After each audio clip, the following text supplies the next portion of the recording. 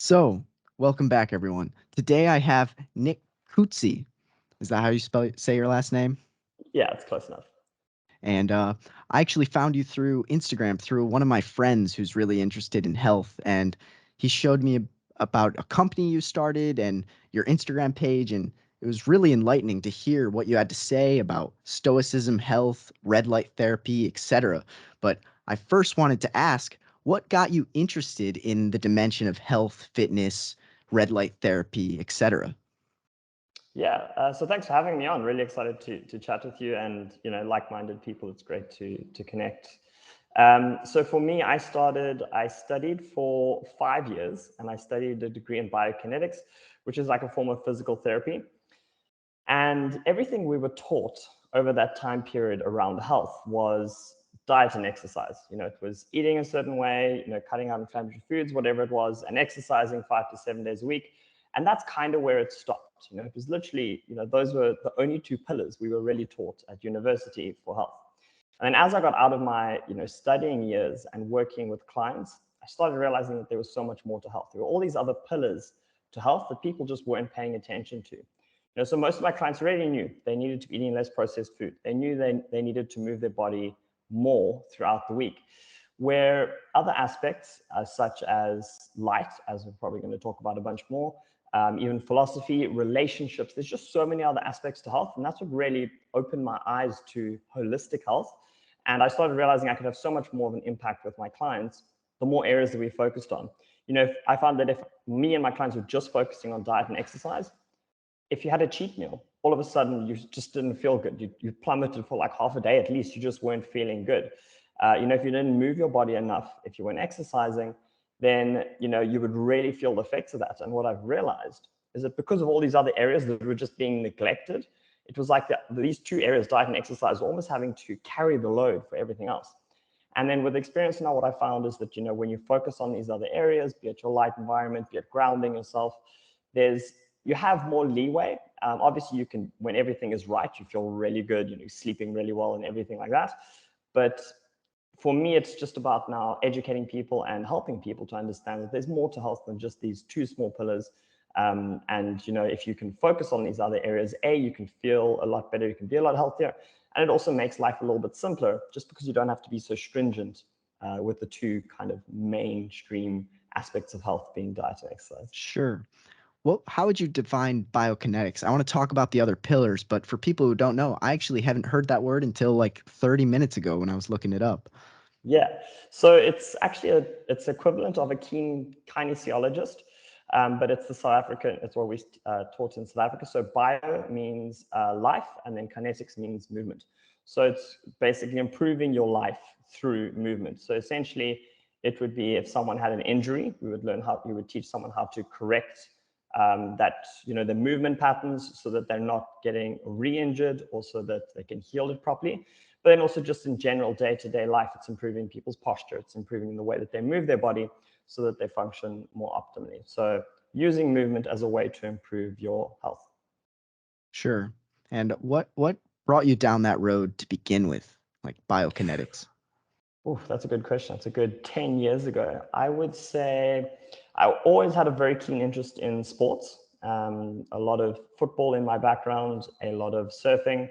And I always just found the human body very fascinating, that you could move it a certain way and that you can improve it.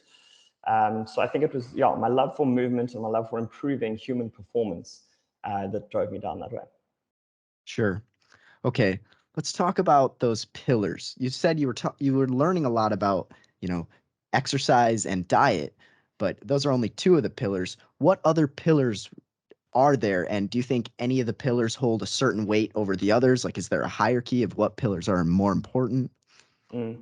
So I think, what's almost more important than whether one pillar is bigger than the other, because that's always tricky to measure. It's more, what are people paying attention to? So let's say diet, for example. There's many variations of diet. There's the paleo diet, there's ketogenic, there's all these different variations, but most of them, you're getting it about 80 to 90% right. All of these different variations of diet, they're cutting out processed sugars, they're cutting out inflammatory oils.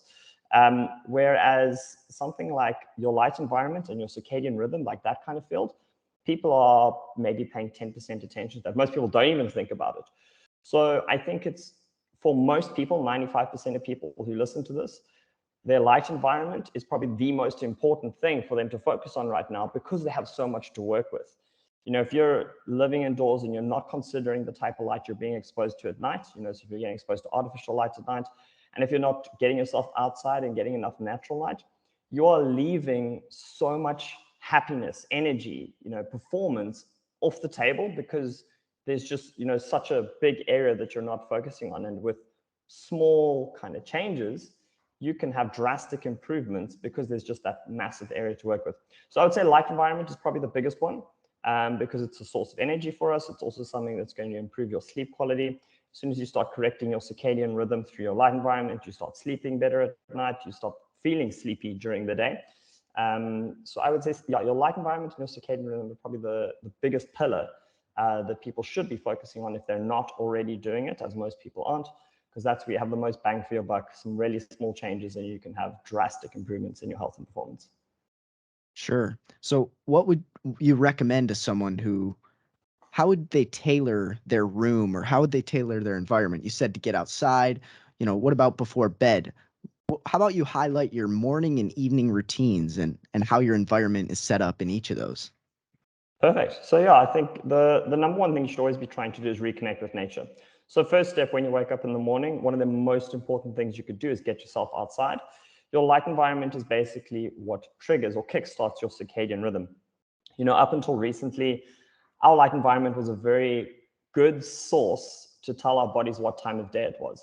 So before we had artificial lighting, seeing any form of like bright light was only natural to happen during daytime. So our bodies are basically entrained that when bright light enters through our eyes, it must be daytime. Therefore, we start all these chemical processes to wake us up.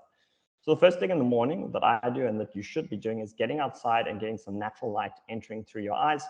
A lot of people skip this and they go, straight to the office, or they're working indoors. And unfortunately, this type of light is nowhere near as bright as outdoor light. So getting yourself outside is a great way to kickstart your circadian rhythm. It wakes you up, makes you feel alert. And because it gets this rhythm going, it's also going to help with things like your sleep quality and digestion, because now your entire rhythm is going better.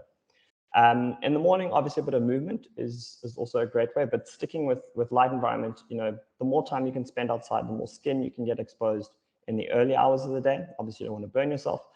That's just going to really help with your rhythm.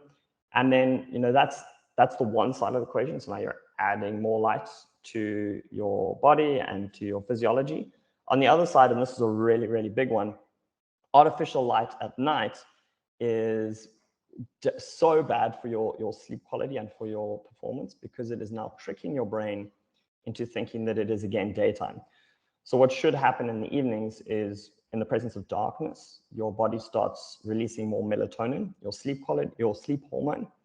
And unfortunately, because of artificial devices, we've got our cell phones, our laptops, overhead lighting, we're not able to basically replicate that day signal with artificial sources at the wrong time of day. So that's where most people struggle with their sleep, is because they're getting exposed to this light at night. So in the evenings, simple things, you could try and switch your lighting to more orange or incandescent bulbs. You get different filters for your devices, laptop screens, blue blockers. I've got a pair of blue blockers there upstairs, but like orange tinted glasses are really good at preventing blue light from entering your eyes. And then if you do have like a red light therapy device, then that's something you could also use in the evening, just to simulate more of a nighttime light setting. Wow, that's interesting. I we live in such an environment where you're on your screens most of your day, you're inside a lot of your day. At least I am, going to school, working, etc. And these are things I didn't really realize until pretty recently. Like over the past week or two, I've been getting up before my school, going outside and standing outside without much clothes on, just pretty much just shorts, and just taking in the sun. And I feel like at night I am able to fall asleep. Like I feel that tiredness, and it's this tiredness that I hadn't felt in a long time. Normally it's a chore to go to bed, and it's like, oh, I don't feel like going to bed because I probably have been surrounded by all this blue and artificial light. So Yeah. that's so interesting. And So there's a study. I went. The title was, I think it's bright light exposure in the morning leads to better sleep quality in males. I think that's the title. It'll pop up if you searched it in Google. But essentially, what they did is they exposed people to bright light in the mornings, and what they found is that 12 hours later, when it's time to go to bed, they actually have a better quality of sleep. And it's because that first light in the morning, that's what kickstarts and gets your circadian rhythm going.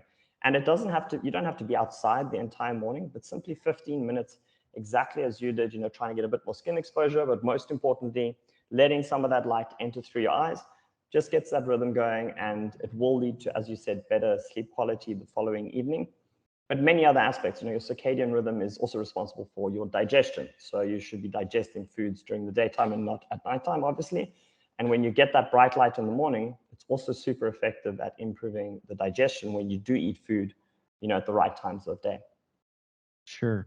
And when would you recommend eating? Like, do you go through intermittent fasting, or what are your strategies? So that's a good question, because there's a lot of theories around this, and 80% of the job is done by just making sure that you eat during the day. Some people will argue you should eat your biggest meals in the mornings. Some people say you should fast in the mornings. The difference between those two is not a lot, and I think that's why it's still up for debate. But the most important is that you're not eating after sunset and keeping the food during daytime hours. Sure. Walk me through the process of starting this company. Did you feel a need, like you recognized the utility of red light, but you realized your room didn't have enough of it? Like, walk me through how you started it, that whole process. I'm very curious. Yeah, so when I first started, I was still working with my clients at the time. And as I said, we were already starting to focus on light environment. And the idea was, the more time you can spend outside getting natural light sun exposure, the more your health's going to improve. And I definitely saw that with myself and my clients. But the problem is most of us don't have the luxury of being able to spend hours outside in the morning. And I think that's where, that's what red light therapy does, is it bridges that gap between, we can't go back and live exactly as our ancestors did. As much as we want to, we are living modern lives. I still have to work inside during the day. You said as well, you're still got school or whatever. There are still times where you are unfortunately inside. So red light therapy is now a way where you can supplement with red and infrared light, which is the most dominant type of light from sunlight, in a much shorter time period. So with the devices that we've created, essentially in 5 to 8 minutes, you can supplement with enough red and infrared light to see you through the day. And that's going to still give you the benefits of, improving your light environment. I will never say that we can replace sunlight, because there are other factors, like you need UV light to make vitamin D, and that still is important. However, in bridging that gap between modern society and how our ancestors lived, red light therapy is an extremely effective tool at bridging that. And that's why, you can go into any scientific database and type in red light therapy and, its benefits. You'll see there's very drastic improvements in the literature. And the reason that we see such big improvements comes down to the fact that there is just this huge disconnect between how we're living now versus how our ancestors lived. And as soon as you bridge that gap, you see massive improvements in sleep quality. People have faster muscle recovery. The energy levels are better. Inflammation is drastically decreased with red light therapy. So actually, I shared a study this morning with our email newsletter, and it was about the effects of red light therapy on COVID. And there's been basically a bit of a struggle with the type of inflammation that comes from COVID, because it's been mediated through a different pathway. And with infrared light, they've actually shown now that they're able to reduce this inflammation from COVID by 80% in cell structures. And that's like people aiming it directly at their chests and their backs. So it's really important that I think you have that kind of base understanding of how red light therapy works. You're getting yourself a little bit closer to nature, because when you go into the scientific research and you see the benefits, they really are drastic. And there are these really big levels of improvement. But again, it just comes down to that bridging that gap between a pillar of health that people aren't paying enough attention to. So there is this massive room for improvement. Interesting. I actually go to school for this degree called industrial engineering kind of how to Mhm. produce products, how to design businesses, etc. I'm very curious how you went about creating that business. Who did you have to contact? Who is your manufacturer? Like, was this all a new experience for you? Like, I bet this was a huge learning lesson. So this is actually there's a bit of an untold story here. My first company was not red light therapy glasses. I mean, red light therapy devices. My first product was blue blocker glasses, the ones I mentioned earlier. I don't have that company anymore, but I first got interested in that, and that was really simple. I just found a manufacturer for frames, and then I just had to get a specific tint for the glasses. That was a simple design. After that, just through contacts of working with that factory, I was able to find another LED factory, and we're able to design our own product. The tricky part came in. There's a very big gap between the type of devices that you find, like the medical grade ones, and the ones that are sold for at-home devices. So if you're using really cheap LED lights, the power doesn't tend to be anywhere near what you get in the study. So the trickiest part for us was finding high grade LED lights. And then from there, just us essentially going through the whole design process, getting an engineer and everyone to put everything together. And then, trying to share it with as many people as we can. I was very fortunate when I started my company. I had done a couple of courses overseas through biokinetics. I'd studied with other people. So MyChondria, essentially, I knew a couple of people who were health leaders because they were all in the same field as me. And from that, everyone else, was able to educate people about the product. So we first started out getting our products into a whole bunch of different gyms and rehab facilities. And then from there, because we were essentially our devices are designed for at-home usage, the different physiotherapists, biokineticists all across the world would use it with their clients, and then they would be able to get the product sent to them, and then everyone was doing this essentially at home. That's an amazing story. Yeah, Congratulations. That's awesome. thank you. And so, when would you recommend someone use that red light therapy? Is it, you said, in the morning, or is it at night too? Is it both? Like in the middle of the day So, too? so I think I mentioned it earlier, but your circadian rhythm is primarily set by your light environment. And that is true, but there's some nuances to that. So it actually has a lot to do with the color of the light. So our body pays attention to the shorter wavelengths of light, such as blue and green light, because you would get exposed to that type of light from sunlight. When it comes to red and infrared light, in nature, we would not only be exposed to that type of light during the day, because at nighttime, you could still be exposed to a fire. Often we would sleep next to a fire. That is a great source of red and infrared light. Infrared light is also actually heat. So if you were next to another human body, or even if you slept on the floor that had been heated up by the sun, that floor would be giving off infrared light at nighttime. So we basically developed call it a sleep immunity to red and infrared light. It doesn't have that much impact on our circadian rhythm. It's extremely important for us. It helps to improve the energy production in your mitochondria, but it's not that important for setting your rhythm. So essentially, you can do it at any time of day. With that said, what we have found with our customers is that the most important thing to get results is that you're consistent with your sessions. So if you can do your sessions every single day, that's going to lead to the best results. And for most people, that's part of their morning routine. Simply waking up in the morning, flicking on a switch and standing in front of your device for 5 minutes, A, it's going to help you to start your day. It makes you feel a lot more awake and alert. But B, when you have a really solid morning routine, it means you're going to be consistent with that. So it's not extremely important in terms of setting a rhythm or anything like that, but it is important if you want to be consistent to find a time that works for you, and for most people, that is in the morning time. Gotcha. And does your device actually emit heat, that infrared, or is it mainly just red light? Yeah, so the near infrared is a lower part of the entire infrared spectrum, so it doesn't emit heat. You might have heard of infrared saunas. Those will use mid and far infrared, and those do heat up your tissues.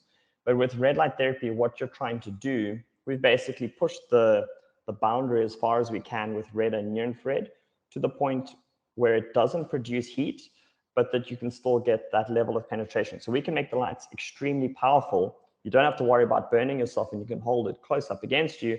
And then you can get, really deep penetration up to like 15 centimeters.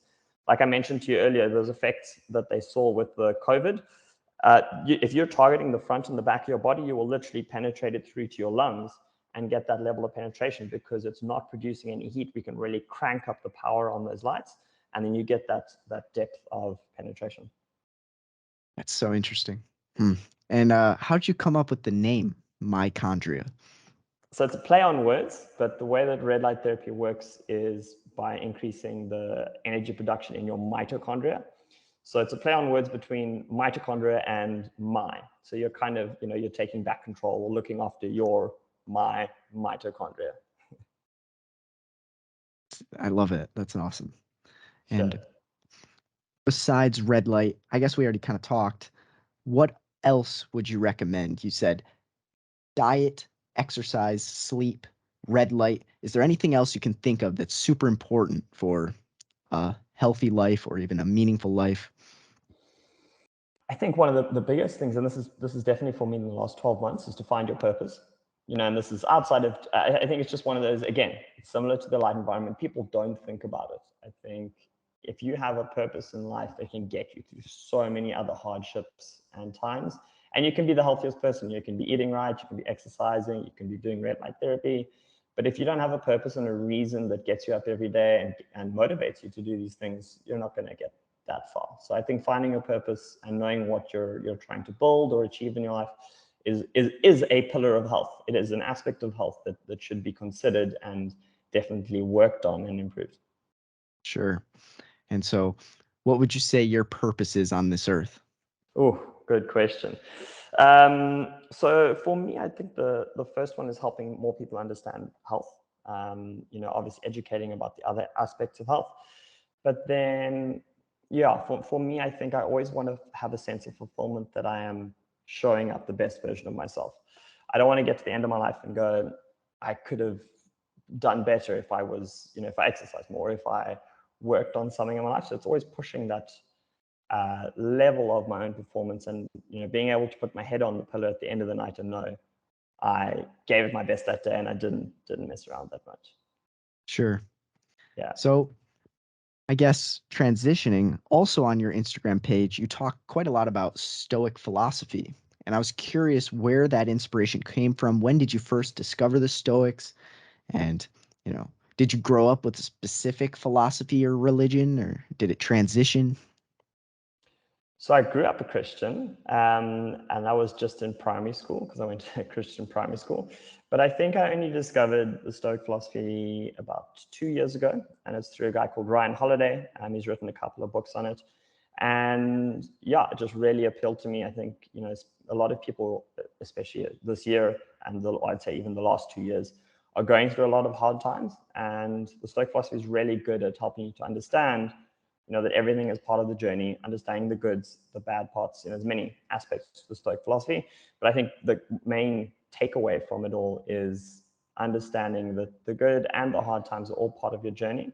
And for me, I would say over the last 2 years, it's been essential to adapting to the way that society and everything is going at the moment.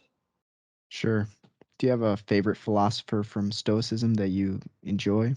It's Marcus. So I've got a tattoo over there. That's Marcus Aurelius. I love a lot of his quotes, but there's definitely a few, but I would say Marcus Aurelius is probably the top one. Sure. What are some of the quotes? Yeah, go ahead. Oh, there's a few quotes, but I think what the most amazing thing about him is, he was an emperor. He could have had access to hundreds of women. He could have completely indulged in pleasure and letting himself, succumb to those things, but he didn't. He was able to understand the simplicities of life, and that chasing pleasure is not what leads to a fulfilled and happy life. And he almost was able to live in a very simplistic way, even though he had access to all, of these pleasures of, he could be with 100 women every night. He could have, whatever kind of luxury he wanted. He chose not to. So I'd say that's why he's probably, I would say, the favorite in there. My favorite quote of his is, the quality of your thoughts, the quality of your life depends on, I'm paraphrasing this, the quality of life, your quality of life depends on the quality of your thoughts. It's the one that's on my Instagram handle, so I should actually know it. But I think that's a key takeaway, again, from the philosophy, is that your external environment is separate to, it doesn't dictate how you feel. So in the last 2 years, obviously everyone's been through a lot with COVID and everything, but you still are in control. Your own thoughts are in control of dictating the quality of your life. And that's inspirational. I I also saw a post that you did where you had a tattoo that says Amor Fati, and Yeah. you had a great explanation of what that was. And do you mind explaining that again? Yeah, so Amor Fati means lover of fate.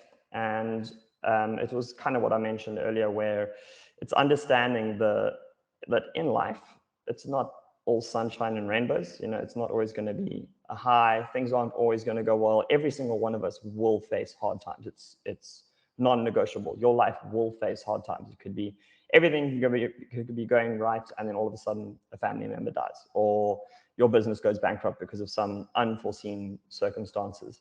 And when these things happen, it's extremely important to understand that that is part of your journey. So no one else is going to live the life that you're going to live, and your life is never going to just be happiness. There are going to be these ups and downs, but there's always something that you can take from the low points. The low points will always teach you some kind of lesson. So it's not, as the Stoics say, it's not necessarily about absolutely loving every single aspect of it. You aim for it, but it's seeing everything as either good or at least necessary within your life, whatever that aspect is.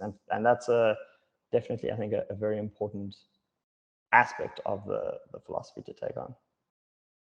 It's amazing. Yeah, because I grew up a Christian as well, but I see some pros and cons of being a Christian, and I feel like Stoicism actually heavily influenced Christianity because the Greek traditions or preceded the Christian traditions, and I see so many parallels within. And I actually hadn't even heard of Stoicism until like a year ago, and I just this influx of all of this interesting philosophy that makes a lot of sense and seems to be very true came into my brain, and I was like, wow, this I love this. And so I like always hearing people's perspectives on religion, philosophy, etc. But yeah. And what books would you recommend? I are you a reader at all?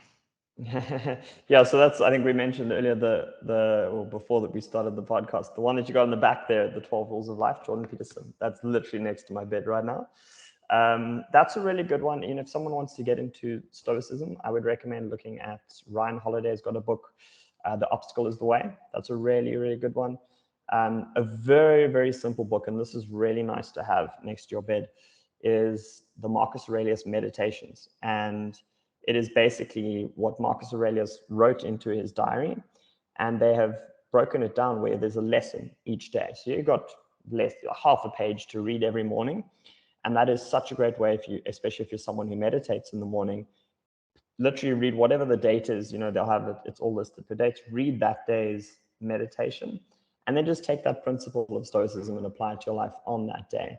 That would definitely be a great one to go with. Another one you've got behind there is Beyond Order. I can see on your bookshelf over there. That's also a great book by Jordan Peterson. Those three are probably great ones to start with. Sure, that's amazing.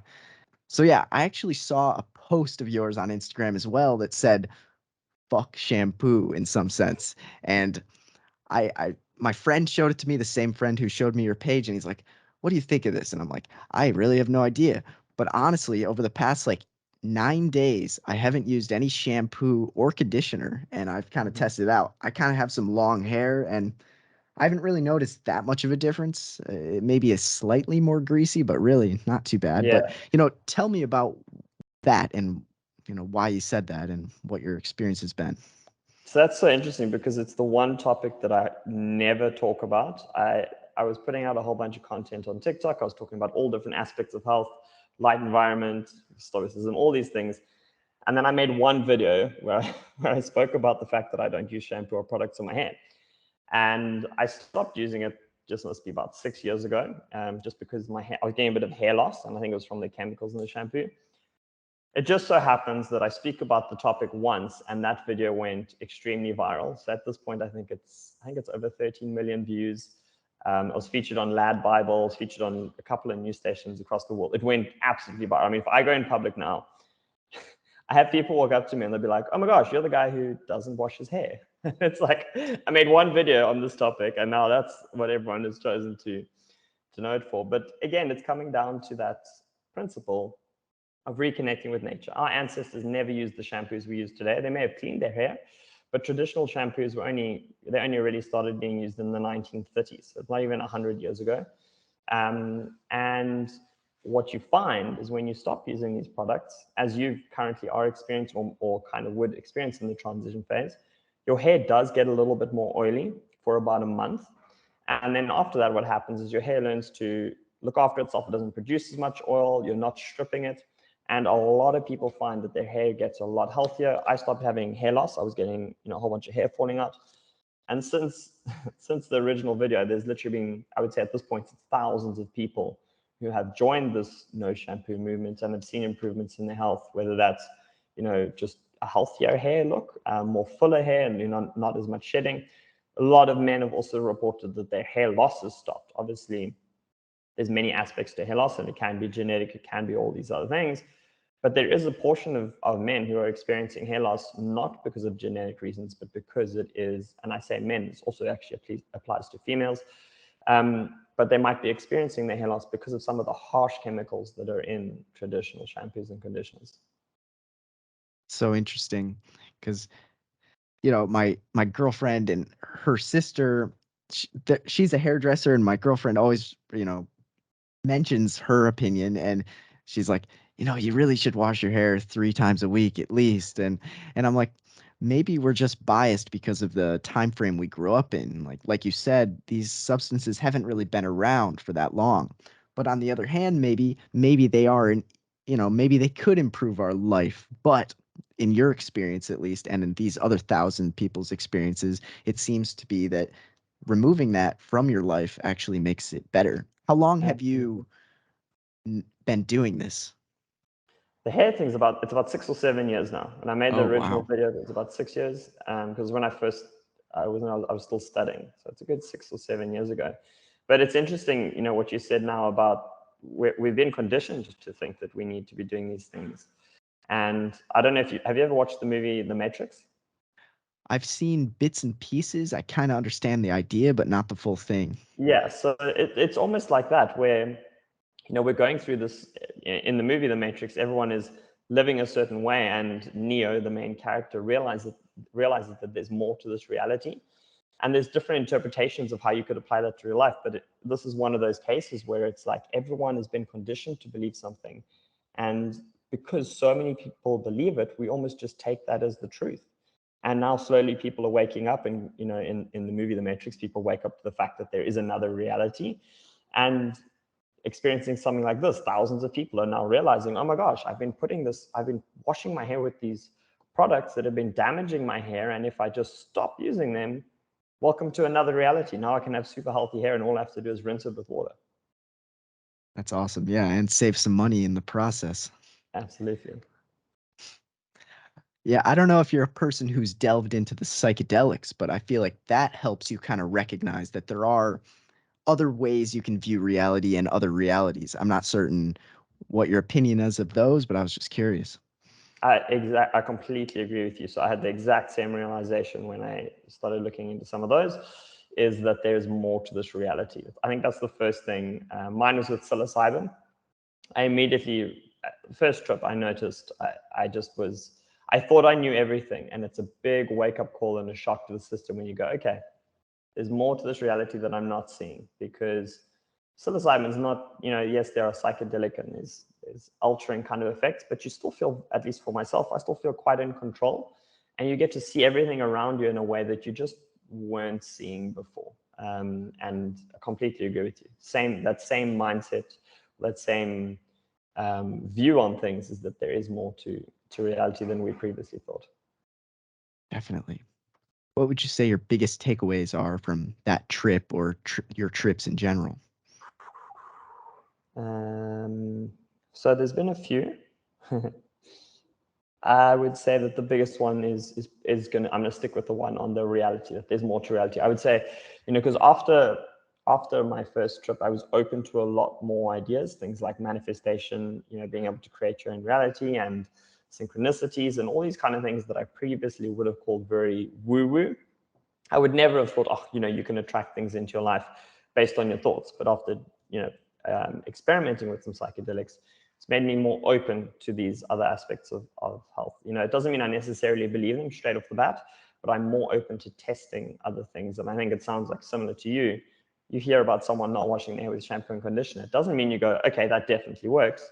But you go, I've been wrong in the past before about, I've been so certain that I knew everything. I've been wrong in the past. So let me be open to trying this and then self-experimenting to find out. Dang, yeah, that's well said. That openness, you don't want to be too open, like you said, but having that line between, I'm open enough to at least test the hypothesis and, listen, instead of writing someone off as this guy's crazy. He doesn't use shampoo, or, this guy, he's taking psychedelics. Is he crazy? I feel like you're right. It opens up that mind just enough that you're able to learn so much more, in my opinion. Like without that, I feel like closed-minded people in regards to religion, philosophy, life are the people who kind of stay stagnant in what they think and who they are. And those are the kind of people I don't like to associate with as much as the people who are willing to explore, willing to be open, but also, skeptical at the same time, but willing to at least start that journey. So, yeah. Absolutely. There's an expression, I don't know who said it, but it says, the day that you think you know everything is the day you stop learning. Yeah, that's exactly right. Yeah. And I guess what brought you to Indonesia? You started in South Africa. What brought you there? Yeah, so I've lived in South Africa for 28 years, and it was meant to be this is meant to have been a holiday. So I came here for a month. I was escaping the winter in South Africa, so trying to get a bit more sun. I find myself a lot more productive, a lot more happy when it's, there's longer days, there's more sunlight to get out into. I also surf, so that took me there. And then, I was there for a month, here for a month. I went back to South Africa and I realized I wanted to come back here. So just moved back to Bali now. We're renting a nice, big villa where we're staying now. I've set up my company and everything so that I can work nomadically. And I would say, the lifestyle is really good here. It's really affordable to live here. The cost of living is really, really good. But the weather is also really good. People are super friendly. I can surf. It ticks all the boxes for me. That's awesome. Yeah, I should definitely check that place out sometime. Who do you live with? Is it your coworkers, the people who help with your company, your friends? So a good friend of mine who's also in the digital nomad space, he's a YouTuber, and then another guy that we met here. Yeah, so it's just three of us in this place. That's awesome. And Yeah. are you also a coach at the same time, like a fitness or a health coach? You said you had clients before. Were you talking about your MyChondria clients or something else? No, so that was in person. That was when I was working rehabilitation and I was doing in person. I have done consulting in the past with health stuff. It's not what I'm currently doing, just because my time has been too taken up building up MyChondria on that side. I may look at it again, but I would like to do it from a place of not needing the money. Because what I find is the people who need this the most is often the people who don't necessarily have the money to afford the sessions. So I think it'd be better if more of my business is completely automated and I could not have to worry about charging someone too much for my time, and rather focus on just making the biggest impact with people, I guess. It's interesting. And what would you say to someone who has a dream or has an entrepreneurial idea like you had? What would you say to that person today if they are debating starting it or not, or what? Yeah, what would you say to them? I would say that the fear of regret should outweigh your fear of failure. So every single time you take a chance and you think about starting a new business or something like that, it's that fear of failure. What will people think if I don't do it? Or what will I think if I mean, well, not don't do it if it fails.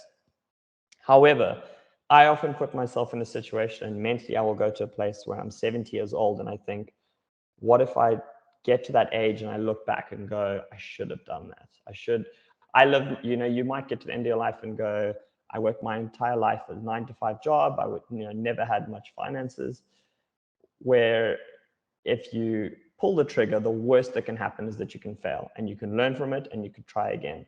So don't let your fear of failure be bigger than the fear of regret. Lean into that, and then that is a great motivator to get you started. I love that. Yeah, I wrote that down. Man, that's really good. And what would you say your goals are for the next 2 years ish, 1 to 2 years? What are your goals? What do you want to do so that you don't regret when you're 70? Yo, that's a good question. So at the moment, my company is scaling into different countries. So that's in terms of business sense, we're scaling MyChondria into Europe and into other areas where we can have, we do currently supply people around there, but I want to have more warehousing set up. So on a business sense, that's probably what I want to grow. Right now, I'm in a very fun stage of my life. I'm able to live in Bali, Indonesia, and I can live a really good lifestyle here. Lots of surfing. There's a good social scene.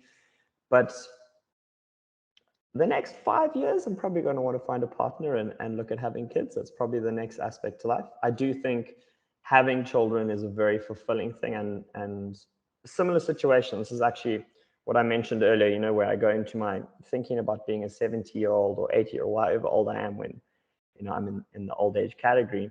I don't want to sit there while all my friends have got grandchildren running around and I'm sitting there going, to me and maybe just my partner, I would rather have, just to be able to see that lineage and something that you've created at the end of my life.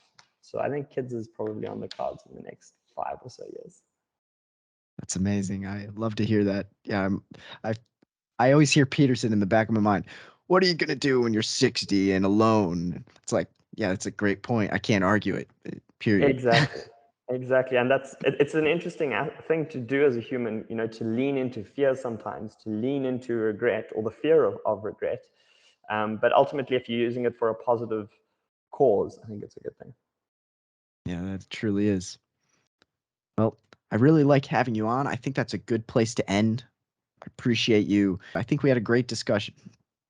Absolutely fine. Thanks for having me on the call, and thanks for making the time on your side as well. It's obviously been tricky with the time zones. No worries. But really appreciate you having me on and then being able to speak to a different audience. Yeah, of course. And I'll put the links in the description regarding the MyChondria and your page in general. And yeah. Perfect. Brilliant. Thank you. Thanks for tuning in to the Harley Seelbinder Podcast, where deep questions are asked. If this podcast impacted you positively, be sure to share it with your friends, for I'm sure it will impact them positively as well. Have a great rest of your day. Bye-bye.